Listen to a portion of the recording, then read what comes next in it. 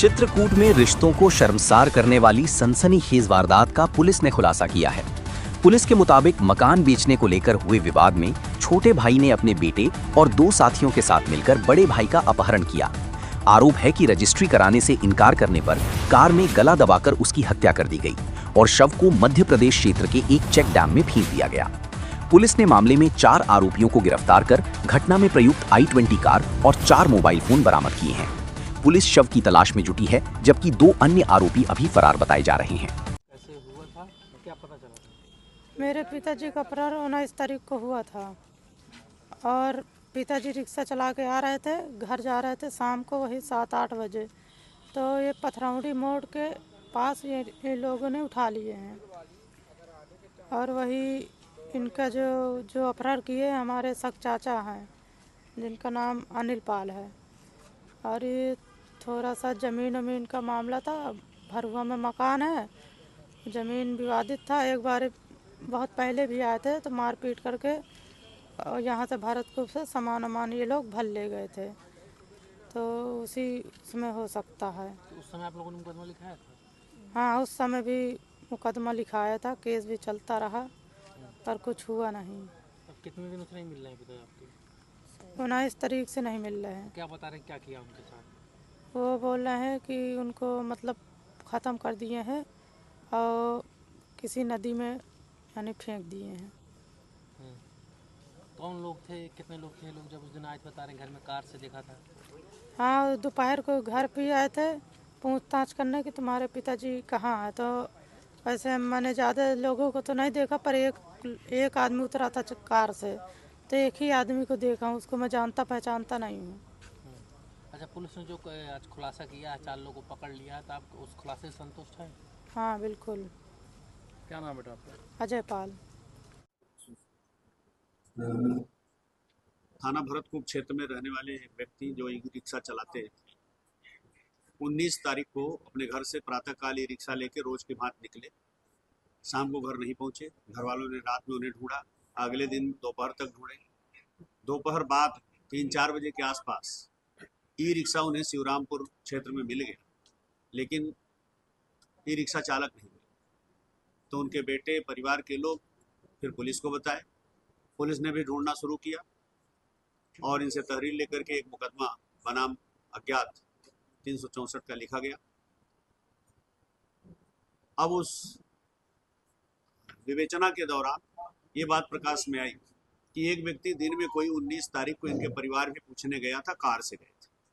तो उस कार का रंग, मेक, मॉडल घर के बच्चों ने बताया और प्लस उसकी कुछ डिजिट बताई, नंबरों की पूरी नहीं बता पाई।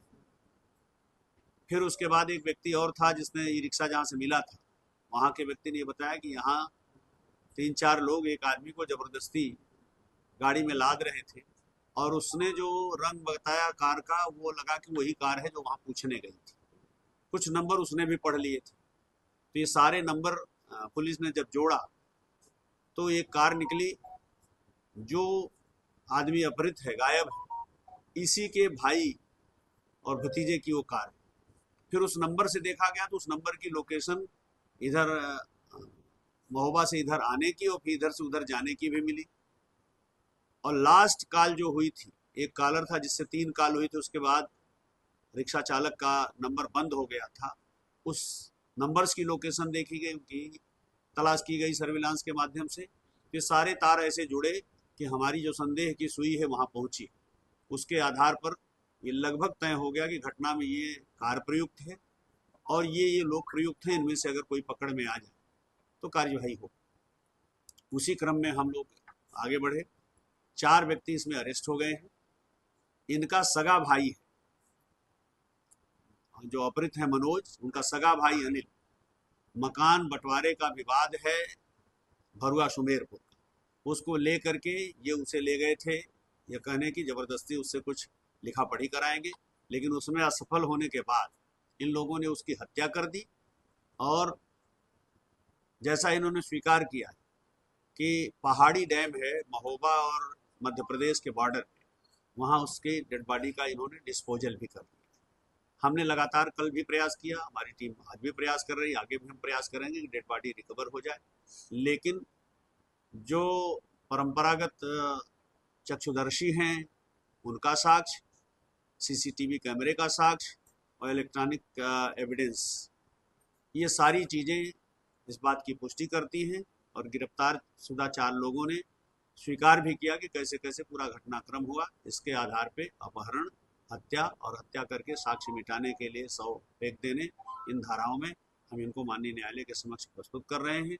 2 अभियुक्त इसमें, एक अनिल की पत्नी और एक उस मकान को बेचने में जो दलाल लगा हुआ था, जिसने ये सारा षड्यंत्र रचा कि ऐसे ऐसे मकान मिल सकता है आपको, 2 की गिरफ्तारी शेष है।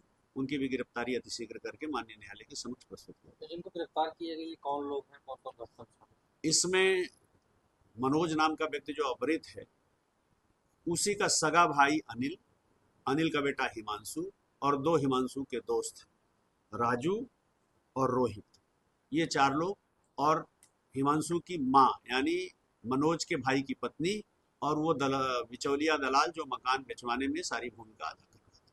इतने लोग प्रकाश में।